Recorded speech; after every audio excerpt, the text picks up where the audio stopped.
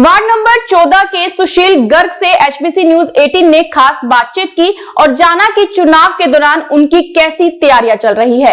इस दौरान सुशील गर्ग ने क्या कहा, आइए सुनते हैं। वार्ड नंबर 14 से जसपा और भाजपा के साझे उम्मीदवार सुशील गर्ग मेरे साथ मौजूद हैं। आइए उनसे बातचीत करते हैं। सर, कैसी तैयारियां आपकी चल रही है चुनाव को लेकर? चुनाव को लेकर मेरी बहुत बढ़िया तैयारियां चल रही हैं जी।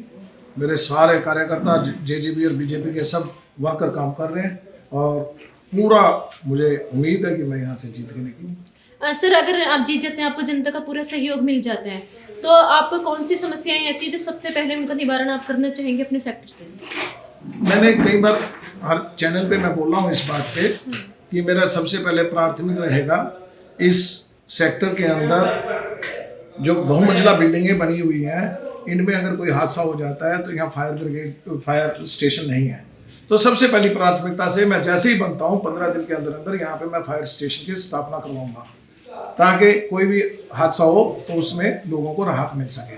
आज भी हमारे 109 नंबर सोसाइटी में एक इंसिडेंट हो गया, आग लग गई थी, लेकिन फायर ब्रिगेड को आने में आधा घंटा लगा, जिसकी वजह से काफी नुकसान हो से लोगों ने, पब्लिक ने अपने हाथों से उसको बुझाया है। तो इसलिए ताकि फायर ब्रिगेड हमारे यहाँ रहे और 2 मिनट के अंदर हमारी सोसाइटियों में पहुंच जाए ताकि उनकी सोल्यूशन हो सके। सर, सेक्टर 20 में काफी आबादी वाला क्षेत्र ये है, तो यहाँ पर सुरक्षा के क्या इंतजाम किए जाएंगे? ऐसा है मैडम, ये 50,000 की आबादी का एक ही सेक्टर है, 20 सेक्टर। बाकी सेक्टरों को तो 3-3, 4-4 सेक्टरों को मिला के वार्ड बनाया गया, इसके 2 वार्ड किए गए। इतना लोड इस सेक्टर के अंदर है बेहद। सुरक्षा के लिए तो यहाँ मेन मेरा टारगेट है कि जगह जगह सीसीटीवी कैमरे लगवाऊंगा, जिनका संपर्क थाने से होगा। अगर कोई किसी किस्म का हादसा होता है या कोई बात होती है तो उसके लिए वो सीसीटीवी कैमरे काम आएंगे। हमारी बहनें, हमारी महिलाएं जो चेन स्नैचिंग वगैरह का काम हो जाता है, उससे बचाव के लिए पता लग जाएगा कौन व्यक्ति कैसे क्या करके गया। सर, जैसे आपने सुरक्षा की बात की तो एक हाइजेनिक सुरक्षा भी होती है, उसके लिए आप क्या करेंगे? हाइजेनिक के लिए भी मैंने अपनी घोषणा की है कि मैं डोर टू डोर सोसाइटियों से गार्बेज कलेक्शन का काम करेंगे। निःशुल्क नगर निगम से गार्बेज कलेक्शन का काम करवाया जाएगा। सर, यहाँ पर फ्लाईओवर की समस्या सबसे ज्यादा है, तो क्या कहना चाहेंगे आप इस बारे में? फ्लाईओवर तो नेशनल लेवल का कार्य है, नेशनल हाईवे है, उन्होंने उसको मंजूर कर रखा है, नक्शा बन चुका है, नोटिफिकेशन आ चुकी है और जो पेंडिंग काम उसका है उसके लिए मैं पूरा लड़ूंगा और जल्दी से जल्दी उसको बनवाने की कोशिश करूंगा। सर, एक मुद्दा यहाँ पर अनाउंसमेंट का निकल कर आता है, तो उसके बारे में आपकी क्या राय है? आप किस तरह से उसका निवारण करेंगे? अनाउंसमेंट का यहाँ मुद्दा है, लेकिन अब हमारे मुख्यमंत्री श्री मनोहर लाल जी खट्टर ने परसों ही एक स्टेटमेंट दी है कि इसकी रिकैलकुलेशन करवाई जाएगी और 30% से लेकर 60% तक लोगों को राहत मिलेगी। और जिसके लिए मैं अपने बनने के बाद, जैसे जनता मुझे इस काम के लिए सेवा का मौका देती है, तो मैं इस काम पे लगातार अपना प्राथमिकता से इस काम को करूंगा और इसको जड़ से समाप्त करवा दूंगा। सर, पार्क में आशियाना के लिए जो बात की जा रही है, तो आप कितना सहमत है, कितना असहमत है उससे? मैं पूरा असहमत हूँ। आशियाना बनने की कोई बात ही नहीं है। पार्क है, वो पार्क ही रहेगा। पार्क बना है तो पार्क को तोड़ने की, आशियाना बनाने की जरूरत ही नहीं है। आशियाना यहाँ पहले बहुत बड़ा बना हुआ है, 1200 फ्लैट है आशियाना के यहाँ पे। अगर वहां आशियाना बनता है या कोई और आशियाना बनता है तो इतना लोड इस सेक्टर पे पड़ जाएगा कि इस सेक्टर की सारी व्यवस्था चरमरा जाएगी। पानी की, बिजली की, सफाई की, सीवरेज की सारी समस्याएं जो है ना चरमरा जाएंगी। इसलिए मेरा ये वादा है मेरी जनता से कि यहाँ आशियाना नहीं बनने दूंगा। पार्क है, पार्क ही रहेगा। और अगर आशियाना बनना है तो मैं सरकार से कहूंगा कि और सेक्टरों में बहुत जगह है, उसको डिवाइड करके वहां बना दिया जाए।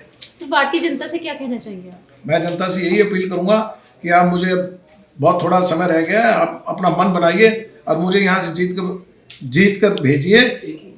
मैं सरकार की पार्टी भारतीय जनता पार्टी और जननायक जनता पार्टी का उम्मीदवार हूँ और बनने के बाद मैं सरकार से वो काम इस अपने वार्ड के लिए कराऊंगा जो वार्डवासी देख के दंग रहेंगे कि हाँ, कोई हमारा वार्ड बना इतना स्वच्छ, साफ सुथरा, सड़कों की रिकारपेटिंग, मार्केट में शौचालयों की सफाई और लोगों की हर प्रकार की, पार्कों की सुंदरता, सौंदर्यकरण, सारा मैं ऐसा करवाऊंगा कि लोग कहेंगे वाकई किसी पार्टी को हमने समर्थन देके गलती नहीं की। अब मेरा दूसरा प्रत्याशी जो सामने है वो ये एक ही बात लेके चल, मैं लड़ूंगा मैं करूंगा। वो लड़ेगा, बाकी लड़ेगा, क्योंकि विपक्ष का व्यक्ति है। अगर जनता उसको वोट देती है तो वो तो लड़ता ही रहेगा 5 साल तक, काम नहीं होने सेक्टर में। अगर मुझे वोट देके जिताती है तो मैं 5 साल काम करके दूंगा, क्योंकि मेरी सरकार है। इस दौरान पानीपत के विधायक महिपाल ढांडा भी वार्ड 14 के सुशील गर्ग के समर्थन में आए। इस दौरान उन्होंने कहा कि सुशील जी भारी मतों के साथ जीतने वाले हैं। जब वे जीत जाएंगे तो उन्हें पता है कि कौन कौन से विकास कार्य करवाने हैं। और आज सुशील गर्ग जी के लिए समर्थन के लिए यहाँ आए, क्या कहना चाहेंगे? मैं तो यही कहूँगा कि भाई पिछले 5 साल में भारतीय जनता पार्टी की सरकार ने आदरणीय ज्ञानचंद गुप्ता जी जो हमारे अभी स्पीकर हैं, उन्होंने इतना काम कराया कि खस्ता हाल पंचकुला को बाहर निकालने का काम उन्होंने किया है। जब पहले हमारे यहाँ से मेयर होती थी, उस मेयर की वजह से हमारे यहाँ पर बहुत सारे निगम के डेवलपमेंट के काम रुके। डेवलपमेंट के काम रुकने की बात यही थी कि भाई जब भी कोई वो काम करने थे तो वो इनको लेटर डालकर उस काम में अड़ंगा डालते। अब वो अड़ंगा डालने वाले लोग आज फिर मैदान में आ गए, और जब वो अड़ंगा डालने वाले लोग मैदान में है तो बताइए इसका पंचकुला का जो विकास है वो कैसे संभव हो पाएगा। अभी जैसे ही निगम का चुनाव और उनके टर्म खत्म होने के बाद तो 2 साल का टाइम था, 2 साल में 4000 करोड़ रुपए के काम करा के पंचकुला के लोगों को नरक से बाहर निकालने का काम किया। हम लोग चाहते हैं कि इस बार फिर निगम में हमारी अपनी सरकार बनने वाली है, हमारे अपने कुलभूषण जी बनने वाले हैं। हमारे वार्ड नंबर 14 से भाजपा और जजपा के साझे प्रत्याशी आदरणीय सुशील जी वो यहाँ से बड़ी मतों से जीतने वाले हैं। जब वो यहाँ से जीत कर जाएंगे तो इनको पता है, टिप्स पर है कि यहाँ पर कौन से विकास के काम होने बाकी है, कौन से काम हो चुके हैं, किन कामों को कराने से हमारे यहाँ के वार्ड के लोगों को लाभ मिलेगा। और इन्होंने अपने कुछ पर्सनल वायदे भी किए हैं कि हमने सोसाइटियों की कोई प्रॉब्लम है, उस प्रॉब्लम को कैसे हमने सॉर्ट आउट करना है। हमारे यहाँ पर अगर मार्केट में किसी प्रकार की कोई प्रॉब्लम है तो उस प्रॉब्लम को कैसे दूर करना है। इतना ही नहीं है, एक विचार को लेके ये लोग चुनाव लड़ रहे हैं। हमारा विचार है भारत माता की जय, और भारत माता की जय का मतलब ये है कि संपूर्ण विकास होना चाहिए। और संपूर्ण विकास जब पंचकुला का होगा तो निश्चित तौर पर वो स्मार्ट सिटी की कैटेगरी के अंदर भी आएगा।